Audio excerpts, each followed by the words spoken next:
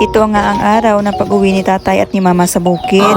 Kailangan nga rin nilang umuwi doon dahil meron nga silang mga alagang hayop, meron din silang mga tanim na palay at saka mais. At dahil halos wala na silang manok doon ay magdadala nga sila. Palalakihin nga nila doon at doon na rin pararamihin. Kaya nag-ready nga si Mr. ng karton para lagyan ng mga manok. Binutasan nga niya ang bawat bahagi ng mga karton at para magkaroon nga din sila ng ventilation sa loob habang binabiyahe.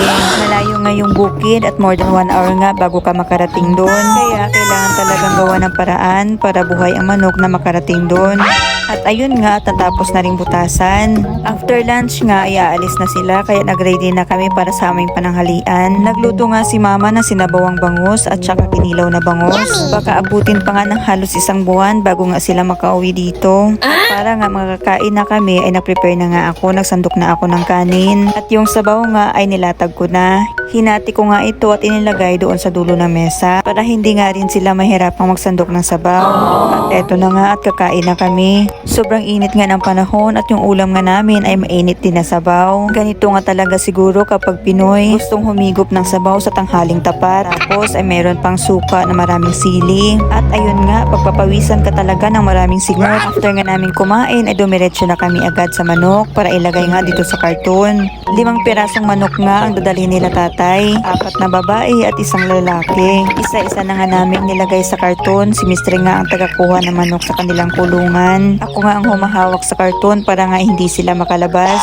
At nang mailagay na nga namin lahat ang mga manok, ilagyan nga ni Mr. ng tape ang bunganga ng karton para hindi nga mag-iingay. Ay, para nga pala secured na secured ang karton. At para nga rin hindi masalisihan sila tatay ng manok. At baka nga hindi nga nila mamalaya na mas mauna pang nakarating ang mga manok doon kesa sa kanila. Hindi nga satisfied si Mr. sa butas na kanyang inilagay ay dinagdagan nga niya ito. At para nga secured na secured ay nilagyan nga ni Mr. ng pantali. Ay, ewan ko na lang talaga kung makakalabas pa nga sila. Tingnan mo nga naman ang pagkakatali. Akala mo naman bagger ng grocery store.